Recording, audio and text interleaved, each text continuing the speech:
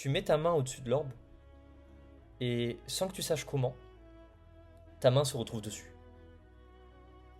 attirée inexorablement. L'orbe vibre et le vent se lève. Ah, Pas un vent naturel, un souffle d'air ancien, vibrant de magie, d'électricité. Tout se tait autour de toi, tes compagnons disparaissent derrière toi. Le monde se déforme. La pierre du sous-sol se fond dans une clarté bleue et une voix lointaine te murmure à l'oreille ce que tu étais, ce que tu es, ce que tu seras. La lumière du matin se reflète sur les tours d'argent et les feuillages des arbres du palais de Boiséréandre. Une femme humaine, au regard doux, rit en arrangeant une fleur sur la table. Son visage s'illumine avec son sourire. Une beauté inoubliable. Paris, vêtu de soie, diplomate, rêveur, s'agenouille. Sa main tremble en lui tendant un anneau elfique, gravé de runes d'union. Elle dit oui. La vision se floute. Paris est dans un bureau bien décoré. Devant la fenêtre, au fond, Priam Anastasis, son père, se retourne vers lui. Son regard n'est pas hostile. Il est inquiet. Tu ne devais pas tomber amoureux. Ce mariage ne devait être que politique. Tu défies la durée, mon fils. Les hommes vieillissent. Pas nous. Paris, souriant, déterminé, se tourne vers lui. Alors, je défierai le temps. La vision glisse. La femme est sur un lit, blême, le souffle court. Paris s'endort. Un cri le réveille. Elle ne respire plus. Le monde n'a jamais été aussi vide. La voix murmure. Ce que tu es. Les gardes de Maverick prennent d'assaut fortif, saisissent des gens et les amènent sur des estrades improvisées, en attente de leur exécution par un bourreau. Les murs se tachent de sang. Les combats retentissent dans les rues.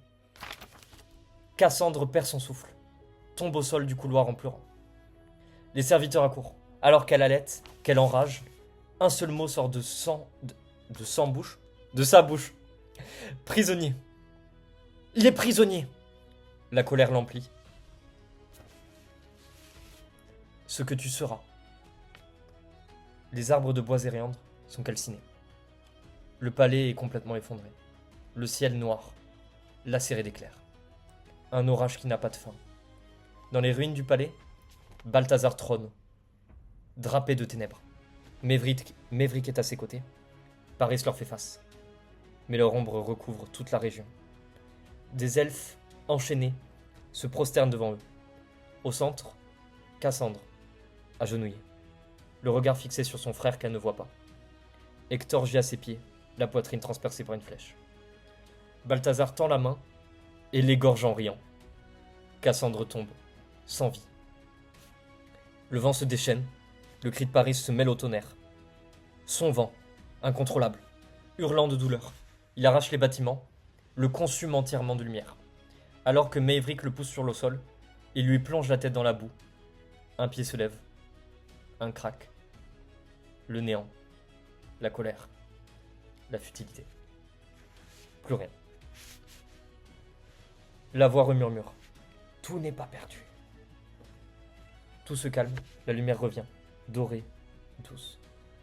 Paris s'éveille dans sa chambre, cherche de la main à côté de lui, mais rien. Il se lève. Hélène l'attend, vivante, sur le balcon. Elle regarde Cassandre rire avec Hector dans le jardin, pendant que Priam joue aux échecs. Paisible. Elle finit par se retourner, voir Paris. Elle lui sourit. Elle est plus belle que jamais, plus jeune que jamais. Elle l'enlace, lui prend les mains, lui murmure à l'oreille. Eh bien, en voilà un de joli dormeur. La voix rechuchote, douce, extérieure. Tout cela pourrait être. Empare-toi du pouvoir divin, brise les sceaux et ramène-la. L'orbe s'éteint, le vent qui l'entoure retombe, sa sensation disparaît. Elle n'a jamais d'exister. Dans le silence, Paris sent une larme brûlante lui couler sur la joue.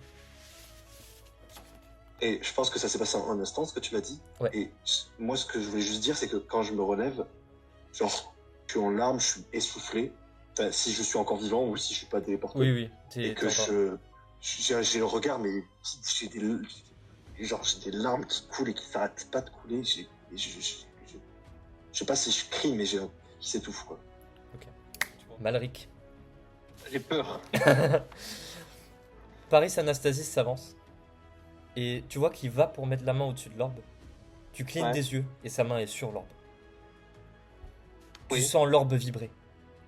Oui. Tout le monde disparaît autour de toi. La pluie tombe. Une pluie chaude, familière, rassurante. Trop piqueur. La pluie de la maison. Tout se tait. Malric, tu te sens léger. Libre. Le monde se déforme.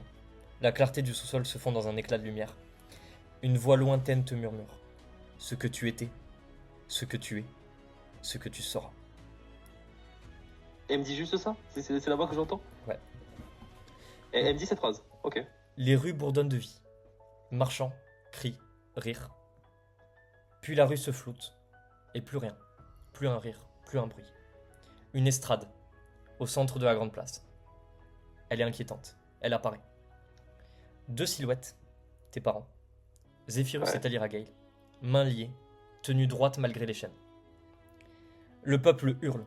Certains pleurent, d'autres crachent sur le sol. Les gardes les canalisent. Le jeune Malric, 12 ans, caché entre deux charrettes, tremble. La pluie se fond dans ses larmes. Le bourreau hurle. Condamné pour trahison, corruption de l'ordre établi et collusion entre cultes ennemis. Zéphirus est poussé, à genoux, devant une bûche en bois. On lui maintient la tête sur la bûche. La voix claire, calme, il commence. Ce n'est pas un crime d'aimer, ni de croire en la justice ou en un autre Dieu. Le vrai crime, c'est d'obéir sans penser, de suivre Dontar, d'oublier que la force politique, la vraie, elle vient du peuple. Talira se tourne vers la foule. Le jour viendra où vous comprendrez. Vous regretterez d'être resté passif. La lueur brillera toujours. Un garde la frappe. Elle tombe. Le couperet tombe. Couche. La tête de Zéphirus, le regard vide, roule sur l'estrade. Un hurlement, puis un deuxième couche, et une deuxième tête tombe. Le bourreau les ramasse, les exhibe en triomphe de ses deux mains. Un cri est étouffé, celui d'un enfant qui ne pouvait rien faire. Le monde se flotte. Des mains le saisissent, le tirent dans une ruelle, une ombre familière. Alarion, le monde se flotte. Juste sa voix. Tu prendras le nom de Kairos, et tu iras à Péninsule. Là-bas, l'ordre ne pourra pas t'atteindre. Garde le profil bas, et dis que c'est Alarion qui t'envoie à l'orphelinat. J'ai déjà réglé tous les frais. Mais n'oublie jamais, Malric, n'oublie jamais que même si tu te présentes comme un Kairos, tu es un Gale, et un Gale tu resteras. Maintenant, va! Il te lâche. La voix chuchote. Ce que tu es. La garde de Dontar remplit les rues. Des combats font rage. Ils escortent des gens jusqu'à une estrade bien familière. Couche, couche. Les têtes valsent. Derrière des charrettes, des enfants pleurent. Tout se floute. Sana Alou, enchaînée, est emmenée dans un carrosse prison. Les mains liées avec des menottes anti-magie. Le drapeau de l'ordre céleste flotte sur toutes les tours. À Tropica. À Fortif. Mais pas que. Tant de drapeaux. Tant de morts partout des estrades. La voix chuchote. Ce que tu seras. Sur une estrade bien familière, Malric. Malric. Je vais arriver, mais en même temps, ça se ressemble tellement. T'inquiète. A une vue imprenable sur la foule de gens enchaînés devant lui. Le ciel est si sombre alors qu'il fait jour. Le monde si vide. Ses mains lui font si mal. Une caresse sur son épaule. Une main. Elle le pousse violemment. Sa mâchoire cogne contre le plancher. Maevrick le relève. Lui examine le visage. Tu as toujours voulu bâtir une cité libre, Malric. Regarde, la voici. Plus de guerre. Plus qu'une seule religion. L'ordre, partout. Dans toutes les villes. La liberté. Il fait claquer ses chaînes, puis se tourne sur le côté, et d'un geste fait signe d'exécuter Elrim. Le regard vide sur l'autre côté de l'estrade. Sa tête roule jusqu'à Malric. Malric sanglote. Sa voix s'étrangle. Dans un murmure inconscient, il lâche un seul mot. Liberté. Les soldats exécutent la foule enchaînée, et quand la dernière tête tombe, Maevrick s'occupe de la sienne. Le néant, la colère, la futilité. La voix te chuchote. Cela pourrait être autrement. Tout se calme. La lumière revient. Heureusement que ça pourrait être autrement quand même. Doré. Genre, badant de fou ce que tu me racontes. Doré. C'est terrible. Déjà, la scène de base où tu refais l'exécution des parents, elle est 4 fois plus gore que je l'avais prévu. C'est horrible, mais c'est trop bien. Mais ouais, heureusement que ça peut changer parce que si ça c'est la fin de la campagne. C'est pourri. La lumière revient, dorée, douce. Le conseil attend ton aval.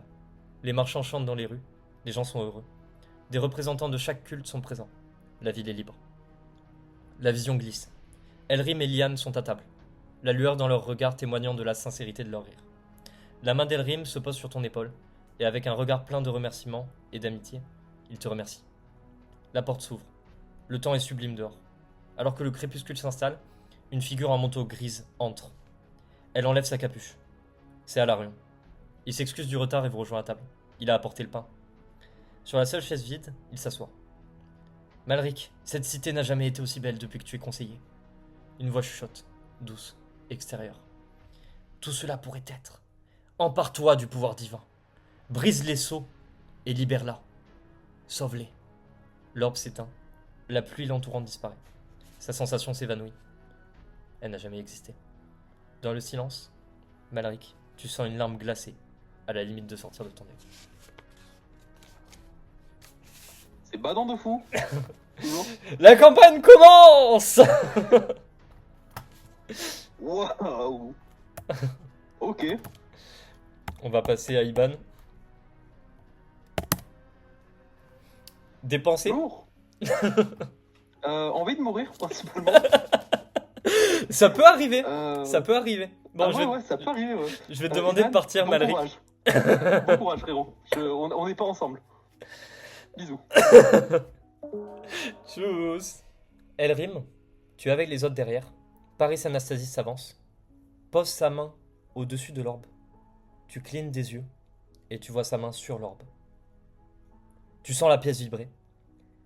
Et tout le monde disparaît. La nuit s'empare de la salle. Seule la lune t'éclaire. Elle s'élève, rassurante, comme pendant ces longues nuits de pêche sur ton bateau. Tout se tait. Elrim se sent lucide, concerné. Le monde se déforme. La clarté du sous-sol s'évanouit dans la brillance de la lune. Une voix lointaine te murmure à l'oreille. Ce que tu étais, ce que tu es, ce que tu seras. Les gens te jettent des pierres dans la rue. Ils crient « Sorcier! Hérésie !» Une larme coule sur ta joue. Le monde se flotte. La pluie claque sur les vitraux de l'orphelinat. Liane chante au fond de la salle, très mal, sans vouloir s'arrêter. Mais ce n'est pas embêtant. Au contraire, c'est assez agréable d'entendre sa voix. Le monde se flotte. Tu distribues de la nourriture aux mendiants dans les rues, avec David, le curé de l'église. Le bruit des passants qui discutent couvre celui des charrettes qui passent. Cet hiver est relativement froid, et cet enfant, enroulé dans sa couverture, ne veut pas se réveiller pour manger. Sa mère pleure. David t'écarte. C'est trop tard, Elrim. Tout le monde ne peut pas te sauver. Le monde se flotte. Tu vois le curé, avare, refuser de donner de la nourriture aux pauvres. La vue de cet enfant te revient. La rage. Elmar rapporte son soutien aux démunis. Il ne peut en être qu'ainsi, pense Elrim. La tempête, violente, rageuse. Les éclairs criblent le ciel. Les restes de l'église brûlent pendant que le reste est emporté par le vent. David avait passé sa vie à construire et entretenir cette église. Le nouveau curé, les mains pleines, les poches pleines d'offrandes et d'un sac de reliques dans le dos, s'éloigne dans le lointain, le sourire aux lèvres. « Je vais en tirer une fortune, dit-il. » La voix chuchote. « Ce que tu es. » La cathédrale est en travaux, mais elle est magnifique. Une hauteur vertigineuse, des dorures, de l'or partout, des statues hors de prix, une construction valant bien des pièces d'or. Un drô, Varnael, se tient devant l'autel. Il prêche devant la foule. Et c'est ainsi que l'ordre céleste fut choisi par Elmar, et que Maevric Dontar, caressé par sa vision. C'est pour ça que nous devons éradiquer les hérétiques, détruire les autres cultes. Ceux qui refusent l'ordre, Elmar est divine, tout comme l'ordre céleste. Les pauvres, à péninsule, meurent de faim dans les rues. L'accès à la cathédrale leur est interdit par les gardes. L'orphelinat est changé, plus grand, plus somptueux. Les enfants apprennent à se battre dans la cour. Ils récitent des prières à Maevric Dontar, à l'ordre céleste, mais pas à Elmar. Le monde se flotte. Liane est seule, dans la tour de l'académie d'Hippocampe. Elle s'entraîne sur un sort de soin. Une figure cagoulée de grise s'approche. Elle l'accoste. « Tu as du talent, Liane. La tempête grise aura besoin de talent comme le tien. » La vision glisse. Elio Rivesandre, dans le lointain, échappe à des flèches poussées par les gardes de Dontar. Il pousse au maximum sa charrette. La voix te murmure. Ce que tu seras. Le vent de la plaine te caresse les cheveux. Soudain, tes mains sont humides. Elles collent. Elles sont couvertes de sang séché. Derrière toi, des milliers de cadavres. Des hérétiques. Des innocents. Des enfants. La nuit tombe. La lune se dresse. Et son rayon n'éclaire que toi. Au milieu de ce champ de corps. Des larmes te coulent sur le visage alors que le corps sans vie de Liane gît entre tes mains. Maevrick et Varnael se tiennent devant toi, leurs épées encore souillées de son sang. Malric leur saute dessus. Il les combat. Il se fait embrocher par Varnael, qui rit aux éclats. 2-0, Dontar. Mais je suis sympa. Je te laisse le dernier. Tu sanglotes, impuissant. La lueur de la lune t'éclaire, mais aucune intervention divine ne viendra t'aider. Dontar s'avance, lève son épée. Seule une personne peut se baigner dans la lumière divine, et c'est moi. Il sourit aux anges. Le choc est brutal. Le contact avec l'acier froid. Dans le lointain, les orphelins, voilés de noir, massacrent la foule en chantant frénétiquement des prières à Elmar, déformé, vide de sens. Le monde se déchire. Le néant, la colère, la futilité. La voix te chuchote. Il pourrait en être autrement. Tout se calme. La lumière revient, dorée, douce. Liane attend son diplôme de l'Académie d'Hippocan. Tu assistes à la remise. Le monde se floute. Tu prêches devant la foule. L'église est sobre, mais fonctionnelle. Neuve, entretenue. Liane est devant sur la rangée, avec les enfants qu'elle garde à l'orphelinat. Ils sont bien pensés. Cela fait des années que la famine n'a plus frappé. Malric est aussi là, faisant mine de s'intéresser aux prières, alors qu'en réalité il n'en a pas grand-chose à faire. C'est assez amusant. Les gens te saluent dans la rue. Leur respect est profond. Leur haine est disparue. Il n'y a plus aucun mendiant. Les anciens travaillent désormais d'arrache-pied lorsque tu les croises. Heureux que tu leur aies donné un coup de pouce pour se remettre d'aplomb. La vie est simple, heureuse, pleine de sens. Une voix te chuchote, douce, extérieure. Tout cela pourrait être. Empare-toi du pouvoir divin. Brise les sceaux et sauve-la, sauve-les, reconstruis. L'orbe s'éteint. La nuit t'entourant disparaît. Sa sensation s'efface. Elle n'a jamais existé. Dans le silence, elle rime. Tu as ton nez qui s'emplit, comme si tu allais commencer à pleurer. Oh, incroyable. Des pensées? Magnifique. C'est magnifique. La deuxième vision est un petit peu meilleure. Genre...